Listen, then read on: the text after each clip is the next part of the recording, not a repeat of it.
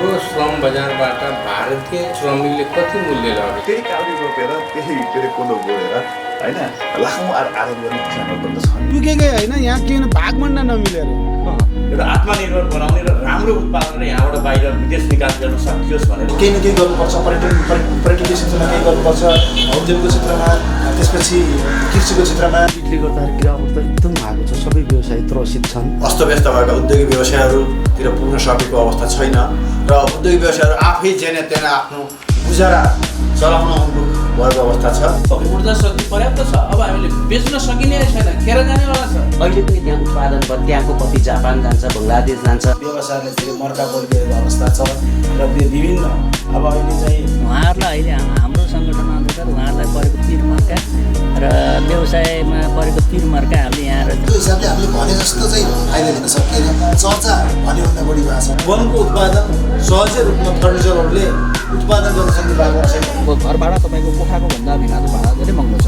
एउटा सटरको 28-30 रुपियाँ तिर्नुपर्ने अवस्था छ। आय आदानको एउटा विकल्प खोज्नको निम्ति गराएको बनेको संस्था हुँदो रहेछ। आफ्नै ठाउँमा श्रम गर्न लज्जास्पद हुने, लाज मान्ने। गण्डकी प्रदेश आर्थिक रूपमा समृद्ध भन्न धेरै लामो समय कुर्नु पर्दैन। दर्शकबिन नमस्कार, तपाईँ हेर्दै हुनुहुन्छ गोर्खा टेलिभिजनको प्रस्तुति म फैसल आर्थिक आवाज हेर्दै हुनुहुन्छ। हामी विभिन्न जिल्ला, नगरपालिका र गाउँपालिका वडासम्म पुग्ने कार्य निरन्तर रहेको छ। पोखरा महानगरपालिकाको वडा नम्बर 11 मा हामी आइपुगेका छौँ।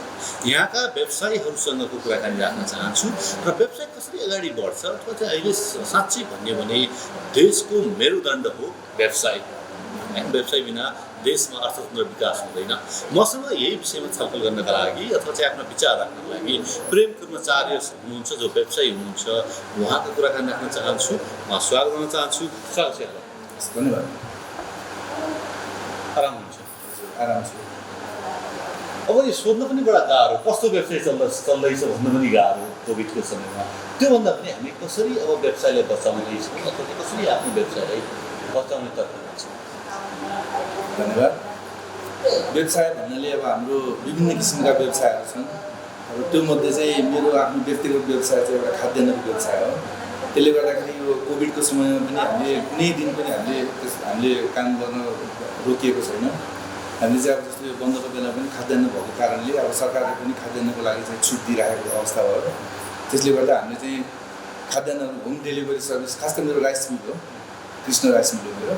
अनि हामीले चामलहरू चाहिँ घर घरमै पुर्याउने व्यवस्था गरेका थियौँ। तर यो सन्दर्भमा हामीले यो कोभिडको बेलामा जुन यो अहिले भ्याक्सिन आइसकेपछि चाहिँ मैले अहिले पछि आएर मलाई चाहिँ अलिकति कस्तो मन लाग्यो, नमजा खड्क्यो।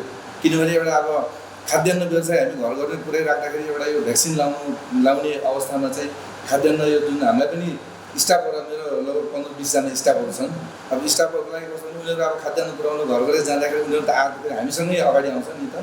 स्थानीय सरकारले पनि प्राथमिकतामा राखिएको है। हजुर, मैले त्यो सुरुमा चाहिँ त्यो भन्नु पनि राम्रोसँग आएन। हामीलाई चाहिँ खास उद्योग वाणिज्य सङ्घले पनि यसमा पहल गर्नुपर्ने थियो। यो अलिकति पछि एकदम समय चाहिँ ढिला नै भइसकेको छ वास्तवमा। अनि मैले हिजो अस्ति मात्रै मलाई वडा अध्यक्षसँग मैले कुरा गरेको थिएँ यो बारेमा। ठिकै छ, अब आएपछि म गर्छु भन्नुभएको छ होइन। तर मेरो व्यक्तिगत मात्रै होइन, जुन अब यो पानी, दुध यिनीहरूलाई त सबै अब यो एउटा तोकेरै दिइराखेको छ। तर यो खाद्यान्नलाई चाहिँ खोल्ने चाहिँ छुट दिने, तर यो स्वास्थ्यको लागि चाहिँ यो चाहिँ खास त्यति राम्रो व्यवस्था गरेको छैन जस्तो लाग्यो। यो स्थानीय सरकारले चाहिँ प्राथमिक रूपमा चाहिँ तपाईँको व्यवसाय जो चाहिँ निरन्तर चलिराख्ने व्यवसायलाई चाहिँ राखिदिएको भए सहज हुन्थ्यो। हजुर, मैले त्यही भन्न खोजेको। अब जस्तै अब घर घरमा पुऱ्याउनु त एकदम अति आवश्यक चिज हो नि त। जस्तै हामीले अब अब यो लकडाउनकै बेलामा अब हाम्रो जुन अघि अध्यक्षज्यूले भन्नुभयो, हामीले खाद्यान्न राहतहरू वितरण गऱ्यौँ। त्यो बेलामा मैले मेरो व्यक्तिगतै मैले 50 बोरा चामल चाहिँ मैले वडा मार्फत मैले वडामा दिएर अनि पछि फेरि मेरो टोलमा चाहिँ म चाहिँ रानीपट टोल विकास संस्थाको अध्यक्षको नाताले मेरो टोलमा भएका विभिन्न त्यो पेसाकर्मीहरू हुन्छ नि, जो काम गर्न नपाएर अब खान नपाएर त्यस्तो बसेका थिए, तिनीहरूलाई चाहिँ मैले पनि वितरण गरेको थिएँ। त्यसले गर्दा खाद्यान्न भने एकदम जरुरी चिज, एकदम आवश्यक चिज हो। यसलाई चाहिँ अब वडा स्तरले त अब वडा स्तरले पनि गर्नु पर्यो, अब प्रदेश सरकारले पनि यसमा चाहिँ धेरै विचार गर्नुपर्ने जस्तो लाग्छ। यो बिचमा तपाईँ सामाजिक क्षेत्रमा पनि त्यतिकै सक्रिय हुन्छ अनि व्यवसायी पनि हुनुहुन्छ।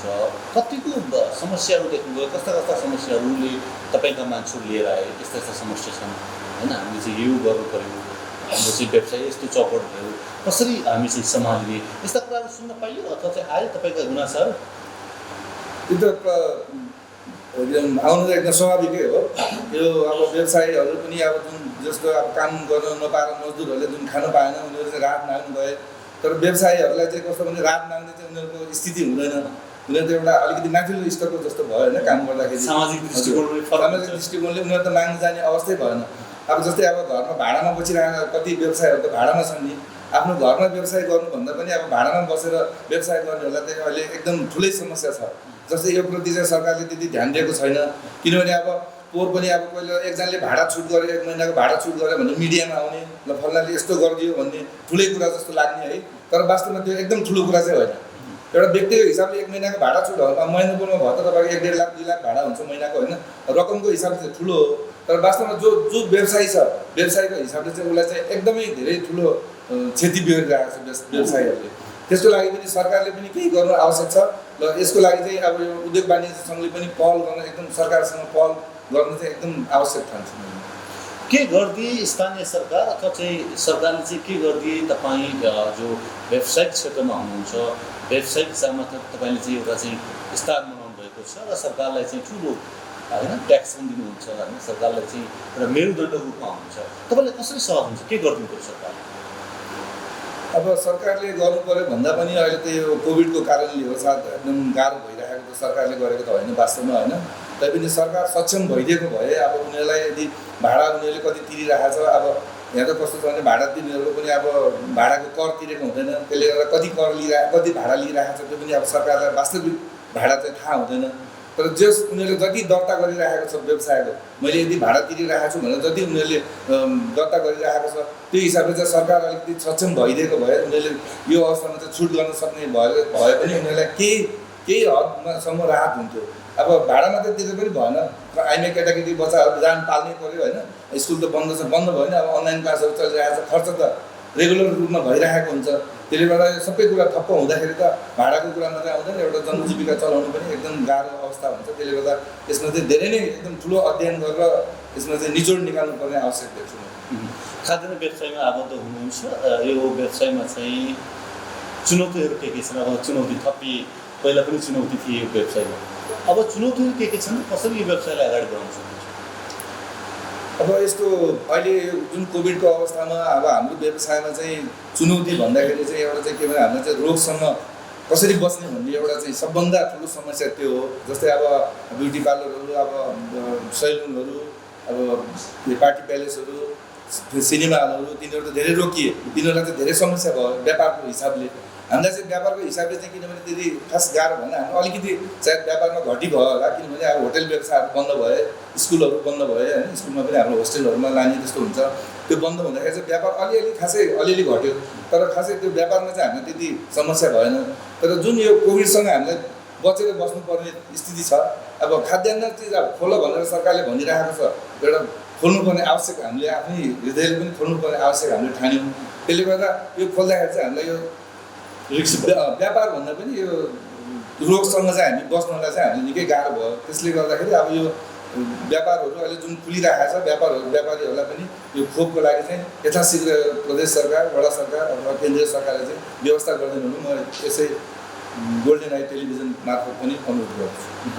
मलाई थोरै कुरा के राख्नुहोस् भने अहिले विदेशबाट युवाहरू आफ्नै देशमा फर्केका छन् अथवा चाहिँ स्वदेशमा फर्केका छन् युवाहरू, उहाँले चाहिँ यही देशमा चाहिँ सक्रिय गर्न सकिन्छ सकिँदैन, अथवा चाहिँ यही देशमा व्यवसाय गरेर चाहिँ उहाँहरू जीवन निर्वाह गर्न सक्छन् कि सक्दैनन्, एउटा सामाजिक क्षेत्रमा आबद्ध हुन्छ, तपाईँको दृष्टिकोणबाट के पाउनुहुन्छ? त्यो कुरा एकदम अवश्य सकिन्छ, त्यो सकिन्न भन्ने यसमा प्रश्नै उठ्दैन। अब जस्तै अब तपाईँ विदेशमा अहिले के भन्छ भने हाम्रो अलिकति अर्थतन्त्र चाहिँ अलिकति डामाडोल छ। जस्तै अब हामी यहाँ जुन जागिर खान्छौँ, जुन यहाँ पेसा व्यवसाय गर्छौँ, हामीले चाहिँ नेपाली करेन्सी कमाउँछौँ, नेपाली पैसा कमाउँछौँ। जुन यो विदेशमा जाँदाखेरि जुन डलर लिएर आउँछौँ, त्यसले गर्दाखेरि मान्छेहरू चाहिँ बढी विदेशमा आकर्षित भएको कारण चाहिँ त्यो हो। तर सरकारले अब यदि राम्रो हाम्रो के भन्छ विदेश जाने जनताहरूलाई हामीले परिश्रम कसरी गर्ने, हाम्रो देशमा हाम्रो गर्नुपर्ने कामहरू धेरै छ, विकास निर्माणका कामहरू धेरै छन्, हामीले यहाँ मान्छे पाइरहेको छैन।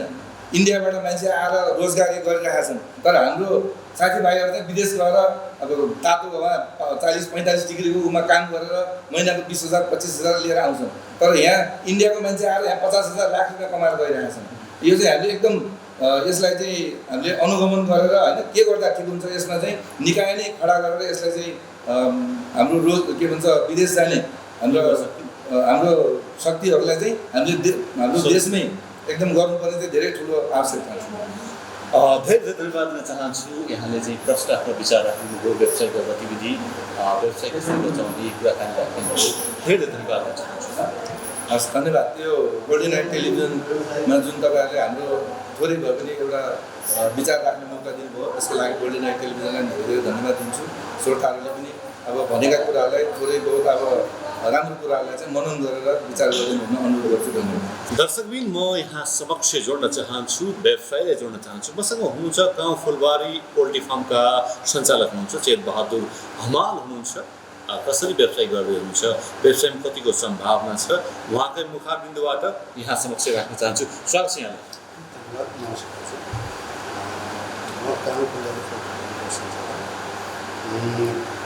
मैले पोल्ट्री फार्म गरेको 12 वर्ष पुगिसक्यो।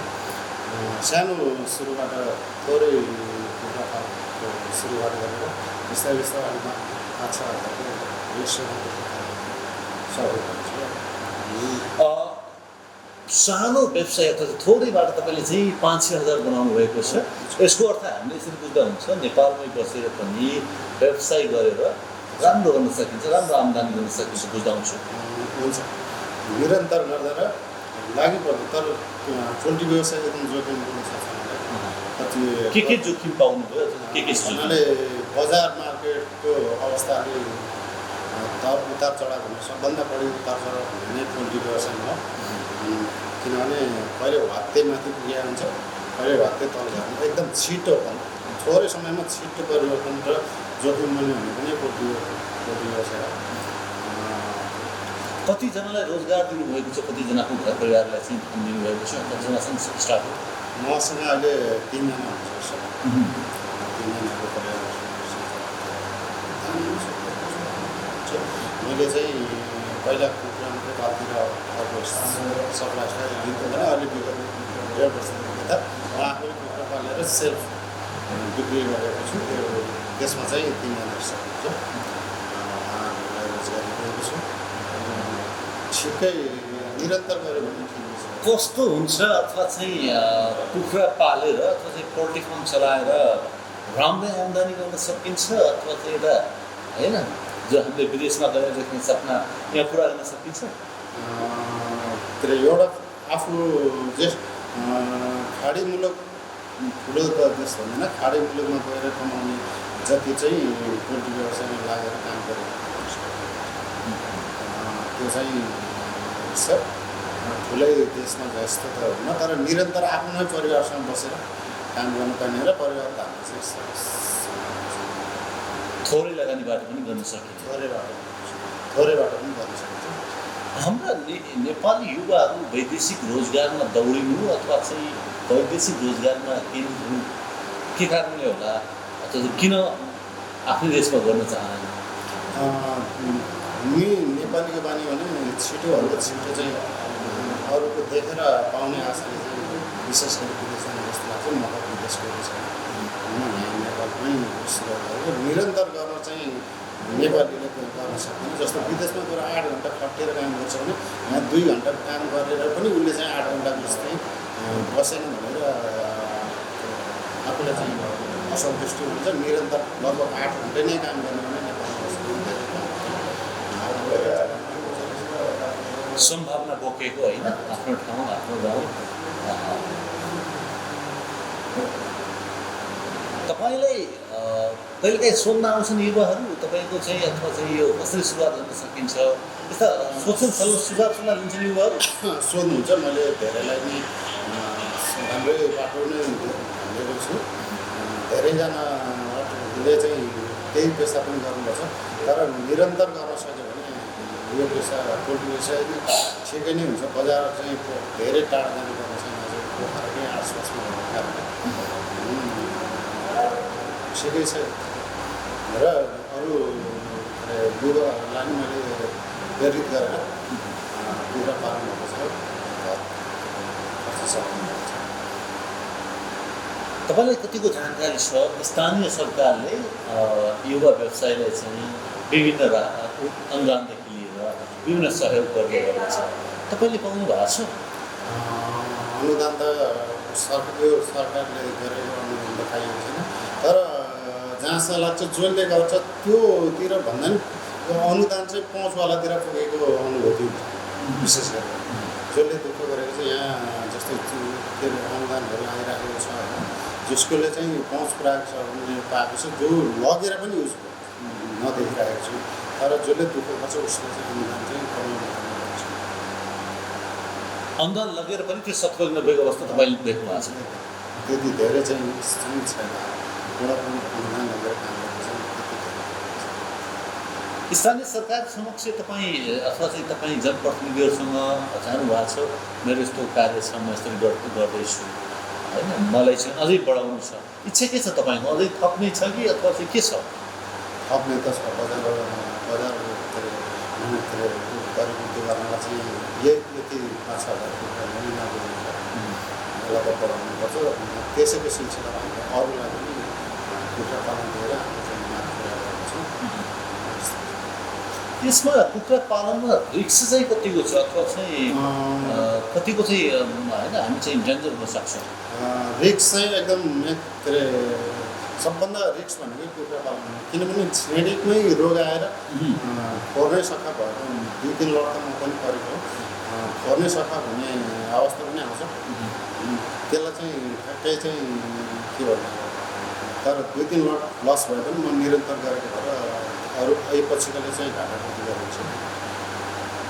यो पशुपालन सम्बन्धी तालिमहरू चाहिँ यस्ता तालिमहरू आयोजना गर्दै पनि तपाईँलाई त इनफ हुन्छ होला, प्रशस्त हुन्छ होला है? हुन्छ, वडाले चाहिँ नजानेको कुराहरू सिकाइदिनु भयो भने जाने, तर कस्तो भने जानेछु भन्दा पनि जति जाने पनि पुग्दैन थियो त्यसमा, किनभने यो लट मजाले हुर्कायो जाने हो भने अर्को लट चाहिँ बिग्रिहाल्छ, रोग कति बेला छेडिन्छ भन्ने नै थाहा हो। रोगबाट बचाउनु पहुँच्यो भने नै मान्छे पोल्ट्री व्यवसाय सफल छ। र अनि अर्को कुरो त्यो उतार चढाव, त्यो चाहिँ उतार चढावले गर्दा कहिले कसरी अथवा चाहिँ कसरी आयो व्यवसाय गर्छु भन्ने तपाईँको उसमा चाहिँ आइडिया कि यही व्यवसाय गर्छु, यही व्यवसायमा चाहिँ म घरबार चलाउँछु, म स्टाफ बनाउँछु भन्ने आइडिया चाहिँ? मेरो यहीँ आडैमा मेरो दाइ हुन्छ, दाइले पोल्ट्री व्यवसायबाटै राम्रो चाहिँ उस गर्नुभएको भएर आउने अनि दाइको पछि नै लागेर नाच्नु बसेको छ, पछि नै लागेर काम गर्दै जाँदाखेरि लगभग 8 वर्ष चाहिँ निरन्तर भयो। त्यसपछि मैले चाहिँ आफै सेल्फ गर्न सुरु गरेँ।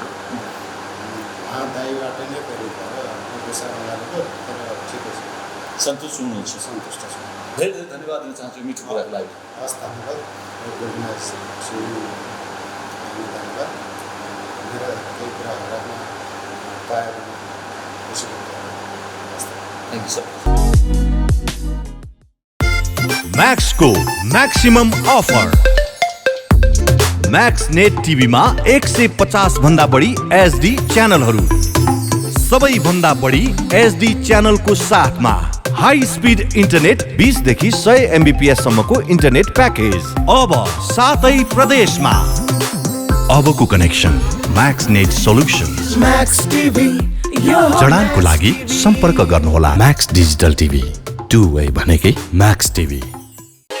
लेखनाथको मुटु अर्घौचोक अनि अर्घौचोकमा अवस्थित विशाल एग्रो स्टोर्स तपाईँ हाम्रो दैनिक जीवनमा अति आवश्यक पर्ने ताजा तरकारी, फलफुल, खाद्यान्न लगायत सम्पूर्ण सामानहरू चाहिएमा हामीलाई सम्झनुहोला। हाम्रा सेवाहरू दुध, दही, खाद्यान्न तथा ताजा लोकल तरकारी, फलफुल, सुपथ तथा होलसेल मूल्यमा पाइनुका साथै होम डेलिभरीको पनि व्यवस्था रहेको छ। साथै सम्पूर्ण पार्टी प्यालेसको सहजतालाई मध्यनजर गर्दै सम्पूर्ण सामानहरू सुपथ मूल्यमा डेलिभरी गरिने जानकारी पनि गराउँदछौँ। विशाल एग्रो स्टोर्स, पोखरा 27, लेखनाथ चोक, प्रोपाइटर विष्णु लामिछाने। सम्पर्क 98560 33822, 98560 81768 र 98058 66215।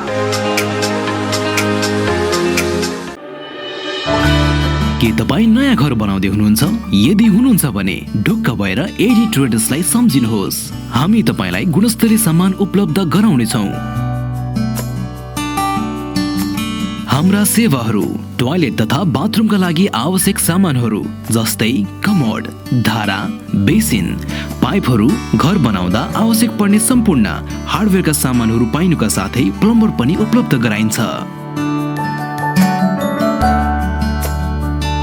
सम्पर्क AD traders, Pokhara 10 Ram Bazaar, Kalika Chowk. Phone number 061 432 551, 98 161 83 577, 98 460 35 282। Proprietor Hari Dulal. आजको लगानी भविष्यको सुनिश्चितता, सुन्दर अनि आकर्षक व्यक्तित्व देखिनका लागि रेखा सुन चाँदी पसल। हाम्रा सेवाहरू रानीहार, मिनिहार, सिक्री, चोकर, छड्के तिलहरी, कण्ठगेडी, नौगेडी, कटारे गेडी, फुलगेडी, चन्द्रहार, हमले माला, बीज बन्दा, सिरफुल, चन्द्रमा क्लिप, औँठी, कर्की बिया, औँठी बेरुवा, औँठी छापा, कुसे औँठी, पाउजु, बिच्छी कङ्गन, चुरा, बाला, हात्ती पुच्छर बाला, ठुला साना पञ्चरत्न, तिलहरी, जन्तर, पेङ्लिङ, साथै तयारी सुनका आकर्षक गहनाहरू, चाँदीका गर गहना तथा सामानहरू अर्डर अनुसारको गर गहना, राशि अनुसारको बहुमूल्य रत्न पत्थरहरू चाहिएमा हामीलाई सम्झनुहोस्। रेखा सुन चाँदी पसल, Bagar 1, Pokhara. Phone number 061 536 452, 98 041 35 504। Proprietor Amrit Gahatraj. सपना, लगन, मेहनत, साधना, समर्पण, सफलता, खुशी, सौभाग्य, सुन्दरता, खेलका लागि आत्मविश्वास, सुनका लागि विश्वास। कमल सुनचाँदी दोकान प्राली। हामी कहाँ सम्पूर्ण डिजाइनका सुन चाँदी तथा हीरा जडित गरगहनाहरू पाइनुका साथै अर्डर अनुसार तयार पनि गरिन्छ। पुराना सुनसँग नयाँ गरगहना साटफेर तथा खरिद बिक्री गर्नका लागि कमल सुन चाँदी दुकान प्राली, न्यू रोड पोखरा, साङ्ग्रिला बैंकबाट एक घर माथि, कफी बिया सँगै। हाम्रो सेवा म्याग्दीको बेनी बजारबाट पनि सञ्चालन भइरहेको छ। सम्पर्क 061 521 558, मोबाइल नम्बर 98 576 40 911। पोखराको मुटु चिप्लेढुङ्गामा अवस्थित Himalayan Garden Market Chipledhunga, Nepali Congress party कार्यालय सँगै हाम्रा सुविधाहरू: निशुल्क पार्किङको व्यवस्था, बाल उद्यानको सुविधा, बाबु नानीहरू खेल्नका लागि फराकिलो र सुरक्षित स्थान, झरना, प्राकृतिक मनोरम दृश्यको अवलोकनको लागि विशेष सुविधा, सस्तो र सुलभ मूल्यमा गुणस्तरीय वस्तुहरूको उपलब्धता, खाजा र मनोरञ्जनको लागि शान्त, सफा र सुरक्षित स्थानको उपलब्धता, व्यवसाय साथै सभ्य र उत्कृष्ट व्यवहारको पहिचान। हिमालयन गार्डन मार्केट उत्कृष्ट स्थान। सीमित सटरहरू मात्र बाँकी रहेकाले इच्छुकहरूले तुरन्तै सम्पर्क गर्नुहोला। सम्पर्क Himalayan Garden Market, Chipledhunga 4, Pokhara Kaski. Mobile number 98 460 32 154। दर्शकबिन, म यहाँ समक्ष व्यवसायलाई जोड्न चाहन्छु जो समाजसेवक पनि हुनुहुन्छ, थुप्रै सङ्घ संस्थाको अध्यक्ष पनि सम्हालिसक्नु भएको, नेतृत्व सम्हालिसक्नुभएको व्यक्तित्व हुनुहुन्छ, ईश्वर प्रसाद कर्मचारी हुनुहुन्छ। म उहाँका कुराकानी, उहाँका विचार यहाँ समक्ष राख्न चाहन्छु, स्वागत गर्न चाहन्छु। स्वागत छ यहाँलाई। Thank you. टेलिभिजन बोल्ने हाई टेलिभिजनलाई म हार्दिक दिन चाहन्छु। अहिले कोभिडको बेला छ, त्यही पनि तपाईँ थर दैलो गरेर सबैको विचार बुझ्दै हुनुहुन्छ। यसको लागि तपाईँको कार्य सक्सेस हुन्छ। स्वास्थ्य अवस्था कस्तो छ? मेरो स्वास्थ्य अवस्था सामान्य छ, अहिले ठिकै छ। तर अलिकति अब यो लकडाउनको कारणले होला के हो थाहा भएन, वेट चाहिँ बढाएको अवस्था छ। थुप्रै सामाजिक सङ्घ संस्थामा आबद्ध हुनुहुन्छ, थुप्रै सामाजिक सङ्घ संस्थाको तपाईँले नेतृत्व पनि सम्हालिसक्नु भएको छ। अभिभावक हो तपाईँ, पोखराको अभिभावक। व्यवसायहरूका समस्याहरू पक्कै पनि तपाईँ कहाँ आयो, ल्याए पनि अभिभावक कहाँ जान्छन् पनि मान्छे, कस्ता कस्ता समस्या आयो? अहिलेको अवस्थामा जुन मैले तपाईँले समाजसेवीको जुन पर्यावरण दिनुभयो मलाई जुन नाम पनि दिनुभयो त्यसको लागि धन्यवाद छ। म समाजसेवी आफूलाई समाजसेवीको रूपमा पहिचान पनि गराउन त चाहन्छु। जबकि मैले 17 वर्ष जब म स्कुलिङदेखि नै मैले समाजको सेवा गरिरहेको छु। म स्काउटबाट म प्रभावित भएर चाहिँ समाजसेवामा लागेको थिएँ र म दोस्रो व्यक्ति हुँ नेपालमै किङ्स अनर गरेँ। त्यो बेला 1982 मैले किङ्स ब्याच पाएको थिएँ र त्यो हिसाबले मैले हरेक आफ्नो जीवनलाई चाहिँ समाजमा चाहिँ के गर्नुपर्छ भन्ने मान्यता राखेर आफूलाई अगाडि बढाउने क्रममा जस संस्थामा मैले नेतृत्व प्रदान गरेँ भने पछि गएर उद्योग वाणिज्य सङ्घ र रोटरीमा अहिले थिएँ भने उद्योग वाणिज्य सङ्घ त अहिले म साधारण सदस्यको रूपमा मात्रै कार्यरत छु। जुन त्यो बेला उद्योग वाणिज्य एउटा व्यवसायको नाताले पनि मैले त्यहाँ आफूलाई एउटा लिडरसिप दिनमा गएँ। त्यो बेला धेरै मतलब समस्याहरूलाई मैले आफ्नो पहलमा अथवा हाम्रो सामूहिक पहलमा निदान चाहिँ गरेको छु। विशेष गरेर मजदुरका कुराहरू आउँथ्यो त्यतिखेर व्यवसायी साथीभाइहरूको जुन व्यवसायमा परेका कठिनाइका समस्याहरू आउँथे। जस्तै मणिपालको केसमा हामीले रातारात बसेर त्यतिखेर सुल्झाएको पनि थिएँ मजदुर र व्यवस्थापन पक्षका कुराहरूलाई भन्दाखेरि हामीले जुन त्यो आफूले लिडरसिप लिएको बेलामा अथवा त्यो समूहको बेलामा हामीले चाहिँ धेरै नै साथीहरूको सहयोगको कुराको छैन। अहिले पनि कोही साथीहरू कहीँ के अवस्था पर्यो अथवा आफू त्यहाँ नेतृत्व नभए पनि उहाँले यदि मलाई कुनै सुझाव दिन आउनुभयो अथवा के गरिदिनु पऱ्यो भने मलाई जहिले पनि तत्परै गरिरहेको छु। त्यसमा खास अग्रजले देखाएको बाटो सधैँ हामी अन्य सबै चाहिँ जानुपर्छ तर त्यो पक्कै पनि त्यो बाटोले चाहिँ सही मार्ग निर्देशनमा हामीलाई लान्छ। र अहिले यो कोभिडले गर्दाखेरि थुप्रै व्यवसायहरूलाई समस्यामा पायो। अब उहाँहरूले पनि पक्कै पनि गुहार्ने तपाईँलाई नै हो अथवा चाहिँ अग्रजलाई नै हो होइन। अनि बिचमा थुप्रै व्यवसायको कुरा सुन्न पाइयो र उहाँहरूका बैंकका लोनका कुराहरूदेखि लिएर कतिपय त विस्थापित पनि भए। कसरी पुनरागमन गर्ने भन्ने कुराहरू पनि तपाईँका त्यस्ता समस्याहरू आयो व्यवसायले लिएर आउनुभयो? खासै बसेको त्यो कुरा त भएको छैन। तर हामी साथीहरू बिच छलफल गर्ने क्रममा अब के गर्ने भन्ने क्वेसन त अवश्य छ। किनकि कोभिडले विगतको वर्ष जुन गएको 76 सालकै अन्त्यतिरबाट सुरु भयो कोभिड होइन। 76को चैतदेखि नै हो लकडाउन सुरु भयो। त्यहाँबाट 77 साल पनि आफै कहिले बन्द कहिले खोल्ने त्यो अवस्थामा गए र जब यो जुन अहिले हाम्रो दोस्रो चरणको कोभिडको आक्रान्तको बेला भयो चैतदेखि नै भनौँ र वैशाखदेखि लकडाउन भयो। यो चाहिँ ठुलो त्रासमा लाग्यो किनकि त्यो बेला तपाईँहरू जुन पहिलाको लकडाउनको बेलाभन्दा यो पछिल्लो लकडाउनको बेलामा चाहिँ हामीले धेरै ठुला व्यवसायदेखि लिएर धेरै व्यवसायहरू गुमाउनु पऱ्यो। त्यो मार चाहिँ मेरो परिवारमा पनि पऱ्यो। मेरो भतिजा रमेश कर्मचारी जो उद्योग वाणिज्य सङ्घका पूर्व अध्यक्ष थियो उसले पनि आफ्नो ज्यान गुमाउनु पऱ्यो होइन।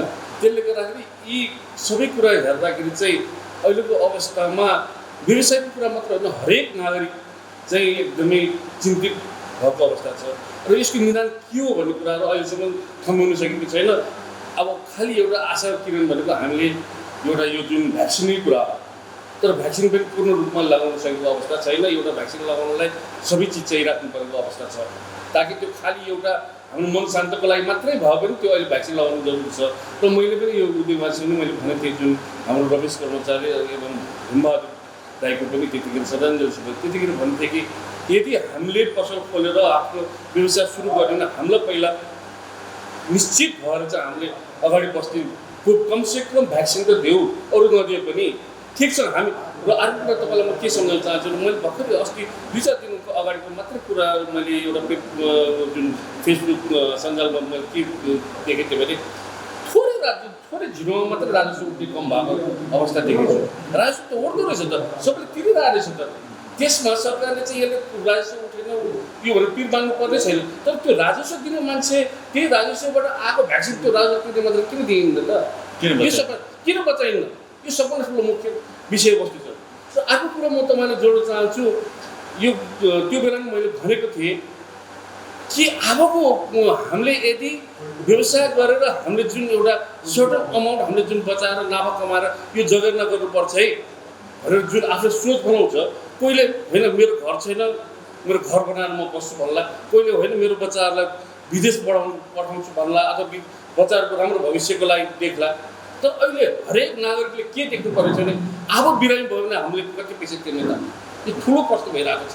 चाहे त्यो ठुलो व्यवसाय, चाहे त्यो साधारण नागरिक होस् अथवा कुनै पनि क्षेत्रका, अहिले सबभन्दा ठुलो प्रश्न भनेको स्वास्थ्यको लागि हामीले खर्च कति जोगाउने त। तपाईँको अहिले यदि कोभिड लाग्यो भने सुरुमै 1 लाख रुपियाँ हामीले भर्नुपर्ने अवस्था छ। यदि राम्रो आफूलाई सरकारी हस्पिटलमा जुन एउटा उपचारको लागि दिइरहेको छ त्यो, तर 90,000 त पहिल्यै डिपोजिट गर्नुपर्छ भन्ने मैले सुनिरहेको छु। त्यसले गर्दा यी अमाउन्टहरू जम्मा गरेर अबको हामीले कमाउने कर तिर्नुभन्दा चाहिँ स्वास्थ्यलाई कसैको बचाउनु भने, किनकि बिरामी त मान्छे नै हो, उसले लिएर आएको होइन, त्यो अवस्था सिर्जना भइरहेको अवस्था छ। र अर्को कुरो मैले यसमा फेरि अरू के जोड्नु चाहेँ भने बिरामी भएर तपाईँको कोभिडको कुरामा गर्दाखेरि है, जब आइसियूमा लैजान्छ त्यो आइसियूभित्र मेरो बिरामी कस्तो अवस्था छ भन्ने कुरा मैले चाहिँ किनकि त्यो एक्सपिरियन्स मैले आफूले मेरो घरमै परेको हुनाले मैले यो भन्दैछु। र यो कसैको पनि नहोस् भन्नु म यो चाहन्छु, यस्तो कहिले पनि कसैको घटना नहोस् भन्नु म शुभकामना दिन चाहन्छु, उहाँहरूलाई यो गर्न चाहन्छु।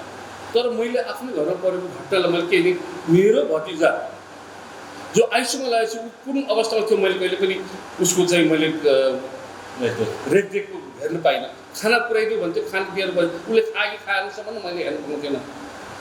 ताकि 11 गते जुन उसको 13 गते देहान्त भयो, 11 गतेसम्म पनि उसले फोनमा कुरा गरे काका मलाई सास फेर्न चाहिँ गाह्रो छ, अरू त सबै ठिक छ भनेको मान्छे हो होइन। मैले फेरि यो भन्दै गर्दाखेरि हस्पिटललाई दोष दिनु खोजेको चाहिँ होइन कि, तर मलाई निश्चित त के हुन सकेन, मेरो बिरामी कुन अवस्थामा थियो भन्ने कुराहरू मैले निश्चित मैले त्यो सूचनाको हक चाहिँ मैले पाइनँ।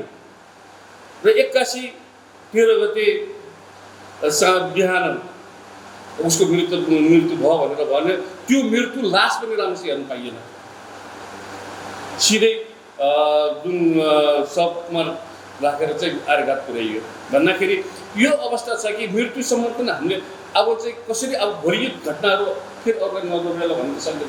त्यो भएर मेरो एउटा के रिक्वेस्ट हो भने यो हुनु त सबैको आफ्नो व्यवसायको गोपनीयता हुन सक्ला, तर मेरो के भने यदि त्यो कोभिड लागिसकेपछि आइसियूमा यदि आफ्नो बिरामी हेर्न जानुहुन्न र कोभिडको जुन सङ्क्रमणको भय हुन्छ भने अहिलेको प्रविधि मार्फत त्यहाँ सिसी क्यामेरा राखेर हाम्रो चाहिँ बिरामी हेर्न पाउने त्यो सूचना पाउने अधिकार पाउने कि नपाउने यो कुराको उठान हुनुपर्छ जस्तो मलाई लाग्छ, ताकि आइसियूभित्र मेरो बिरामी कसरी बसिरहेको छ त।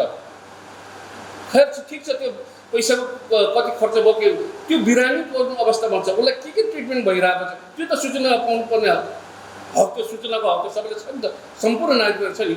त्यो भएर मैले यो कुनै हस्पिटललाई चार्ज गरेको होइन अथवा दोष दिएको होइन, त्यो सूचनाको हक हामीले पाउनुको लागि त्यो व्यवस्था हुनसक्छ कि मात्र मैले यो अहिलेको यो कोभिडको कारणले सिलसिलावार र आफ्नो एकदमै आत्मादेखि यो दुःख जुन पीडा मैले पोख्ने ठाउँ मलाई जुन पोख्नुको लागि मैले एउटा खालि कुरा मात्र गरेँ, यो हुन सक्यो भने यो आवाज अथवा यो सरकारी नीति बनाइदिएको राम्रो हुन्थ्यो कि भन्ने दायित्व कसो सरकारको कि अथवा चाहिँ स्वास्थ्य कर्मीहरूको? सुन्नुहोस् न, म यो दायित्व कसरी भन्छु भने नि यदि मानवीयता छ भने, मानिसमा मानवीयता छ भने त यसको दायित्व चाहिँ म जो त्यो अपरेटिङ गरिरहेको छ अथवा जसले चलाएर त्यसको पनि हुन सक्ला होइन है। हामी फेयर काम गरिरहेको छ, जस्ट यो पेसेन्ट तपाईँहरूको यसरी हुँदैछ भनेर यदि त्यो भन्यो भने त्यो निश्चित पनि हुन्थ्यो होला। र यदि हुन सक्दैन भने हरेक चिजलाई चाहिँ अङ्कुश लगाउने, हरेक चिजलाई चाहिँ एउटा नियम बनाउन सक्ने सरकारले पनि यो चाहिँ गर्नुपर्छ है। यो भोलि डिसिजन किन तोडफोड हुन्छ हस्पिटल एउटा कुरा के त्यो नहुनु कारण पनि हो नि त होइन। आफ्नो बिरामी हेर्न नपाउने अनि त्यहाँ एकैचोटि त्यो भउँदाखेरि आक्रोशमा आफ्नो जब एउटा सदस्य मर्छ भने त्यो मान्छे आक्रोश हुने, आक्रोशित हुनु पक्कै पनि स्वाभाविक हो। त्यसले गर्दा यी कुराहरूलाई सबै मानवीय तरिकाले पनि हेर्नु हो भने पनि त्यो सबैको दायित्व पनि बन्छ। खालि मैले त एउटा आफ्नो एक्जाम्पल मात्रै दिएको हो, यसलाई चाहिँ धेरै ठुलो चर्चाको विषय बनाउनु पनि कति जायज छ मलाई थाहा छैन। र हुन त मलाई अघि व्यवसायको तर्फबाट पनि भन्नु ठिक छ, खालि समय सन्दर्भको कुरा मात्रै मैले जोड्नु खोजेँ। व्यवसायको पनि जोड्नु डाइनामिक व्यक्तित्व हुनुहुन्छ थुप्रै मान्छेहरूको बजारमा, अथवा चाहिँ हामी जाँदै गर्दाखेरि सोद्धाखेरि उहाँहरूको के छ भने राई सुझाव छन्। अब हामी 10 वर्ष पछाडि जाउँ, आर्थिक रूपले विकासको रूपले 20 वर्ष पछाडि जाउँ, हाम्रो विकास अब चाहिँ देश विकास अब अलिक ढिलो हुने भयो। भन्ने कुरा पनि आउँदैछ। यहाँले विश्लेषण पनि गर्नुभयो होला अब चाहिँ अब देश कसरी विकास हुने, अब आर्थिक कति पछाडि गयो, र सामाजिक हिसाबले कसरी पछाडि गयो, अथवा चाहिँ राजनीतिक हिसाबले कसरी पछाडि गयो, अथवा चाहिँ व्यावसायिक हिसाबले चाहिँ कसरी कति पछाडि जाने भयो, हामी कुन उसमा चाहिँ बात छ अथवा कसरी अगाडि आउँछ, के छ यहाँको विश्लेषण? मेरो विश्लेषणमा चाहिँ अब पक्कै पनि यो जुन बन्दको हिसाबले आजै भइसकेको अवस्थामा व्यवसायिक त पछाडि जाने कुरा त पक्कै हो। जस्तै म मेरो आफ्नो पर्सनल व्यवसायको कुरा गरौँ, म अहिले तुरुन्तै योभन्दा जुन गरिरहेको लगानीभन्दा म बढी फेरि थप लगानी गर्ने पक्षमा चाहिँ छैन, किनकि निश्चित चाहिँ भोलि फेरि बन्द भयो त्यो लगानी के गर्ने भन्ने कुरा तपाईँको कुनै कर घटेको अवस्था छैन। यदि सकिन्छ भने सरकारले बन्द पिरियडमा चाहिँ तपाईँहरूको व्यवसायहरू बन्द गर्नु निश्चिन्त हुनु जब उहाँले आदेश दिन्छ भने त्यो बन्दको समय कर नलिने भनेर त्यो छुट पनि दिन सक्नुपर्छ कि, अनि मात्र त्यसलाई चाहिँ त्यो आदेशको पालना गर्न सक्छ उसले। होइन कर चाहिँ दे बन्द चाहिँ गर भनेपछि कहाँबाट ल्याएर दिने हो, घर खेत दिने हो र? त्यो भयो भने यी कुराहरू यदि सरकारले यो नीतिहरूलाई ल्याइ आफूले चाहिँ तपाईँको भाउ बढाइसकेर यो बन्दको पिरियडमा पनि तपाईँको यदि बजारमा अहिले मार्केट यदि तपाईँहरूले कसैले मार्केटको भाउहरू बढी छ भन्यो भने यो सरकारले बढाएको भन्छु म चाहिँ। यो आरोप होइन कि मेरो आफ्नो कहाँ विचार पोख्न चाहन्छु भने सरकारले जुन बन्दको समयमा 2-3 चोटि पेट्रोलियमको भाउ बढायो नि, जब पेट्रोलियमको भाउ बढ्न साथ अभियसली अरू चिजमा चाहिँ इफेक्ट गरिहाल्छ। त्यसले गर्दा सरकारले बढाएको भन्छु कि म चाहिँ, यो सरकारको नीतिले बढाएको भन्छु, ताकि तपाईँको होला विश्व मार्केटमै पेट्रोलियमको भाउ बढेछ भने त त्यो स्वाभाविक पनि होला, तर के कसो त्यो त स्पष्टीकरण त आएको होइन। खालि बजार भाउ बढ्यो बढेछ र स्थानीय पोखराको विषयमा यदि मैले लिने हो भने मैले पहिला पनि भन्ने गर्थेँ उद्योगवासी पोखराको व्यवसायलाई चाहिँ जुन व्यवसायलाई कालोबजारी पनि भन्ने एउटा उपनामले पनि दिने गरिन्छ। पोखराको व्यवसाय चाहिँ कहिले पनि कालोबजारी हुनै सक्दैन भन्छु म चाहिँ। किनभने तपाईँ भन्नुहोस् भाइ, तपाईँले पोखराको उत्पादन कति प्रयोग गर्नुहुन्छ त नि भनेर कुन प्रयोग गर्नुहुन्छ? किनकि पोखरा चाहिँ भनेको पर्यटकीय नगरीको विशेषण पाएको मतलब नाम पाएको ठाउँ भने यहाँ प्रोडक्सन के छ त? हामी प्रोडक्सन जति पनि यहाँ युज गरिरहेको छ बाहिरबाट आउँछ, बाहिरै थर्ड प्लेसबाट आउने सामान हामी प्रयोग गरेको छ। यहाँ उत्पादन भन्दा के छ खास भने त्यो जुन यही उत्पादन भएको चिजमा भाउ एकदमै बढी भयो भने त्यसलाई कालोबजार भन्न सकिन्थ्यो। तर बाहिरबाट आएको जसले भाडा भरोट कर सबै तिरेर मूल्याङ्कन गरेर आफूले फिक्स प्राइस राख्छ भने त्यसलाई कसरी भन्नु? किन यदि त्यो हो भने सोर्स कति हो, कहाँ हो त नि? जहाँ तपाईँको जहाँबाट त्यो व्यापारीले किनेर ल्याएको ठाउँमा भाउ कति छ, यहाँको भाउ कति छ, त्यो मूल्याङ्कन गर्नुहोस् न, अनि थाहा हुन्छ कि यहाँको व्यापारीले भाउ बढायो। तर म त जहाँसम्म लाग्छ मैले आफूले व्यापार गरेको हिसाबले हामी त के हुन्छ खरिद गरेको भाउमा भाडा खर्च सकेर आफ्नो नाफा जोडेर आफूले बेच्थ्यौँ होइन। अवश्य त्यसले गर्दाखेरि यहाँको व्यापारीहरूले भाउ चर्को आफूले स्वतः गरेको हो भन्ने म पक्षमा छैन। ताकि विशेष गरेर अब यो पेट्रोलको खर्च गर्दाखेरि भाडा बढेपछि त्यो सबै कुराहरू बढ्यो, यो कारणले बढेको हो। र अघि तपाईँले सोध्नु भएको अब हाम्रो अर्थतन्त्रको विकास कसरी हुनसक्छ भनेर हेर्नु, अर्थतन्त्रको विकास भनेको तपाईँको 10 वर्ष कुर्ने 1 वर्ष कुर्ने त्यो भने यदि चाह्यो भने 1 वर्षमै सबै कभर अप गर्न सकिन्छ कसरी होइन? सबै सर्ट समय गर्नुहोस्। तपाईँको हेर्नुहोस् न अब सुन्नुहोस् न, अब यदि कोभिडको पुरा हामीले यो कोभिड अहिले जुन छ नि यसको प्रिकसन लिएर हाम्रा व्यवसायहरू विशेष गरेर किन यो कुरा जोडिरहेको छ?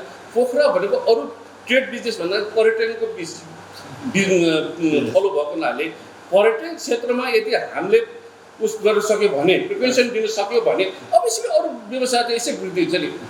तपाईँ एउटा भन्थ्यो क्या पहिला विदेशी नआएकोले लेक साइडको बिजनेस नभएपछि भन्ने जुन एउटा फोकस हुन्थ्यो त्यो होइन। यदि लेक साइडको बिजनेस मात्र राम्रो भएको भने त्यहाँका खानपानका कुराहरूदेखि लिएर इभन कि एउटा कपडा धुने जुन हामी धोबी भनेर हामी उनीहरूले धेरै रोजगार पाउँथ्यो भने अहिले त बिचरा सबै चुप लाएर बस्नु परिरहेको छ। अन्त हरेक क्षेत्रमा रोजगार पाउँथ्यो होला किन पाउनु त पऱ्यो त, लगाउनु त पऱ्यो त त्यहाँ। त्यसले गर्दाखेरि मेरो विचारमा चाहिँ यदि गर्ने हो भने यो जुन स्वास्थ्य अहिलेको अरू राजनीतिक पक्षले पनि म हेर्न चाहन्छु कि राजनीतिक पक्ष पनि तलमाथि त जहाँ पनि भइरहेको हुन्छ अहिले पनि भइरहेको छ। त्यो गौण कुरा हो, कुनै बाहिरको मान्छेले वास्तविक त्यसलाई खास चासोको विषय पनि नराख्ला। ताकि हाम्रो जुन पहिलाको आन्दोलनहरूमा पनि खासै इफेक्ट परेको थिएन नि त टुरिस्टहरू आउनलाई। तर अहिलेको कुरा भनेको चाहिँ स्वास्थ्य सम्बन्धी प्रत्यक्ष व्यक्तिमा पर्ने चिज भएको हुनाले यहाँको स्वास्थ्य अवस्था अथवा यहाँको सुरक्षा दिन सकिने। अब यदि हामीले राम्रोसँग गर्न सक्यो मलाई जहाँ लाग्छ यो अर्थतन्त्रमा चाहिँ धेरै दिन पुग्नु पर्दैन, चाँडै नै हामी ग्रो अप गर्न सकिन्छ।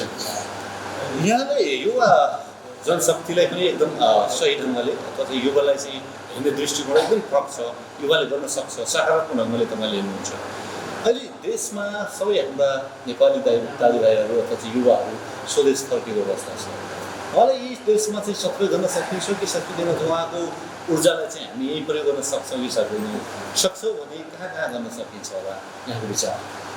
धन्यवाद भाइ। यो एकदमै गहन विषयवस्तुहरू। यो युवाको पहिला मैले के भन्थेँ भने युवा पलायन सम्पन्न ठुलो देशको लागि घाटा हो भनेर मैले जहिले पनि बोलिरहेको अवस्था थियो। युवा पलायन गर्नुहुन्न, युवा चाहिँ बाहिर जानुहुन्न भन्ने मेरो ठुलो अवस्था थियो।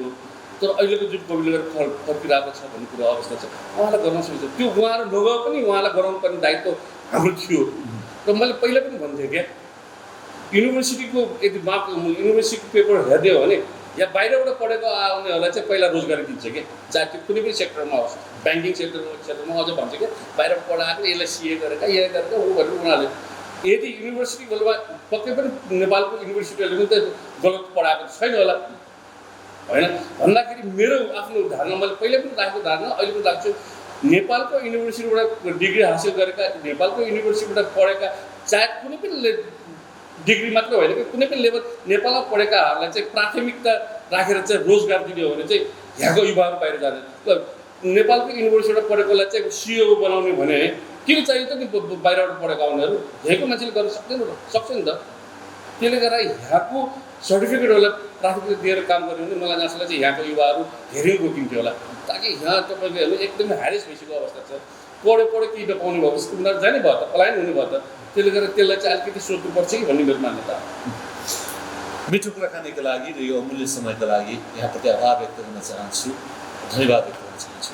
थ्याङ्क यू भाइ। मलाई आफ्नो केही विचारहरू जुन आफ्नो मनभित्र बसिरहेको अवस्था थियो, काम भइरहेको अवस्था पनि थिएँ र यसले मेरो भुल जुन भनाइले कोही कसैलाई चाहिँ अलिकति हिट गरेछ भने कृपया माफ गरेर यो मेरो आफूले अन्तरात्माले देखेको कुराहरू मैले यहाँ आज तपाईँको समक्ष राखेर सबै यो गोल्डन लाइट टेलिभिजन हेरिराख्नु भएको, सुनिराख्नु भएको साथीहरू, आदरणीय आमा दाजुभाइ दिदीबहिनी जति पनि हाम्रा पोखरेली आमवासीहरू छन्, नागरिकहरू छन्, उहाँहरूलाई चाहिँ अझ पनि हामी तपाईँको लकडाउन पूर्ण रूपमा खोलेको अवस्था होइन।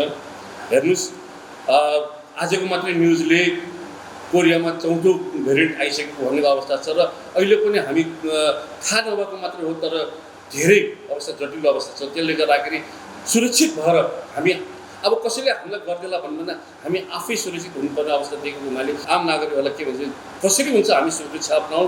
तपाईँको कारणले गर्दाखेरि, मेरो कारणले गर्दाखेरि कोही अरूलाई चाहिँ जटिल अवस्था चाहिँ नगरौँ। हामी सेफ साइड भएर चाहिँ जुन हामीले अहिले प्रिपेरेसन लिइरहेको छ कोभिडको, त्यो पूर्ण पालन गरिदिनु म अनुरोध गर्न चाहन्छु। धेरै धन्यवाद। दर्शकबिन तपाईँ हेर्दै हुनुहुन्छ मफसल आर्थिक गतिविधि हेर्दै हुनुहुन्छ, मफसल आर्थिक आवाज हेर्दै हुनुहुन्छ। यहाँ समक्ष हामीले वडा नम्बर 11 का गतिविधि राखिसक्यौँ। वडा नम्बर 11 मा चाहिँ कसरी व्यवसायहरू अगाडि बढ्दैछन्, व्यावसायिक गतिविधि के हुँदैछन् यी राख्यौँ। अर्को हप्ता अन्य ठाउँका गतिविधि लिएर उपस्थित हुने नै छौँ। यस कार्यक्रमलाई उत्पादनमा सहयोग गर्नुहुने नेपाली कङ्ग्रेस पोखराका एकाइका सभापतिज्यू बोधराज घिमिरेप्रति आभार व्यक्त गर्छु। सुरुबाट बोला पोखरा 11। दर्शकबिन तपाईँ हेर्दै हुनुहुन्छ मफसल आर्थिक गतिविधि हेर्दै हुनुहुन्छ। आर्थिक गतिविधि होइन क्या, आर्थिक विशेष भन न क्या, प्रोग्रामको नाम त सही भन, के आर्थिक आवाज भन, के आर्थिक विशेष भन। दर्शकबिन तपाईँ हेर्दै हुनुहुन्छ मफसल आर्थिक आवाज हेर्दै हुनुहुन्छ। विभिन्न जिल्ला, नगरपालिका, गाउँपालिका हाम्रो जाने क्रम निरन्तर छ। हामी यसै गरी वडा नम्बर 11 अथवा चाहिँ पोखरा महानगरपालिकाको वडा नम्बर 11 मा आएर यहाँका आर्थिक गतिविधि के हुँदैछन्, यहाँका व्यवसायसँगको कुराकानी यहाँ समक्ष राख्यौँ। अर्को हप्ता अन्य ठाउँका आर्थिक विशेष लिएर उपस्थित हुने नै छौँ। यस कार्यक्रमलाई उत्पादनमा सहयोग गर्नुहुने पोखरा 11 का नेपाली काङ्ग्रेसका सभापतिज्यू बोधराज घिमिरेप्रति आभार व्यक्त गर्न चाहन्छु, धन्यवाद व्यक्त गर्न चाहन्छु। यसै गरी निर्देशक चिरञ्जीवी भुटेलप्रति आभार व्यक्त गर्दै म देवेन्द्र बिदा चाहन्छु। नमस्कार।